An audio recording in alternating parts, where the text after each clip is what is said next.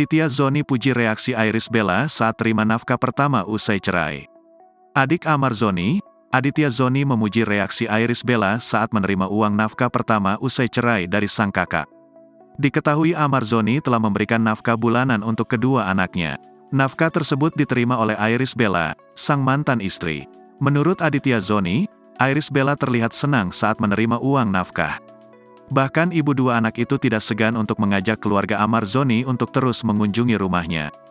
Sebab Iris Bella menginginkan buah hatinya dengan Amar Zoni ini bisa terus berkomunikasi dengan keluarga besar.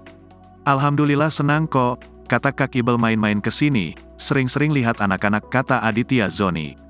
Aditya menganggap Iris Bella adalah sosok wanita baik hati dan tidak menuntut banyak usai bercerai. Bahkan ia tidak benci kepada keluarga Amar Zoni. Namun Aditya siap untuk membantu untuk menutupi semua nafkah anak kakaknya itu.